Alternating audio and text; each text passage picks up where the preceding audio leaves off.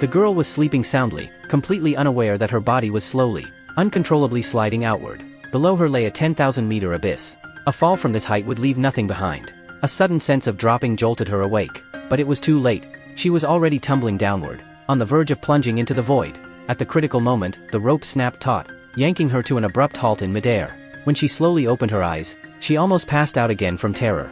She scrambled upright, clutching the rope desperately, only then realizing she was suspended in the sky at an unimaginable height. She called out to the man for help, but he remained curled up in the basket, silent and unresponsive. To make things worse, the ice coating the rope kept melting, causing her to slip downward bit by bit. This wasn't a slow slide. It was a life-threatening slip. She began swinging her legs wildly, trying to sway her way back toward the basket. After several attempts, she gradually drew closer. With one last desperate kick, she pushed herself toward the basket, only to bounce away. But then, using the momentum, she made a final grab and successfully hooked onto the rim.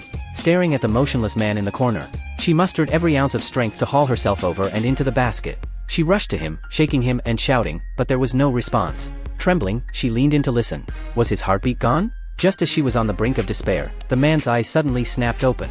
He had miraculously revived. He quickly realized that the girl had risked her life to climb up and shut the valve, stabilizing the hot air balloon. The two celebrated their narrow escape, swearing, "We're never riding a hot air balloon again." But their joy lasted less than 2 minutes. They suddenly noticed the snowflakes in the air weren't falling. They were hovering, even drifting upward. The girl instantly understood, it wasn't the snow. They were in free fall. The balloon was dropping faster than the snow could fall. At this rate, they'd go from being human to scattered remains in no time. To slow the descent, they began frantically throwing everything weighted overboard. Anything with mass was tossed out, down to the last small, battered fan.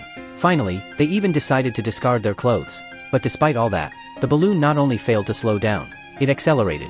Then the man had a sudden burst of insight. Maybe the basket itself was the heaviest thing. He immediately told the woman to climb onto the steel ring while he took a knife and began cutting the ropes. One by one, the ropes securing the basket were severed. As the ground rushed toward them, the man quickly repositioned himself, made sure the woman had a firm grip, and sliced through the final rope.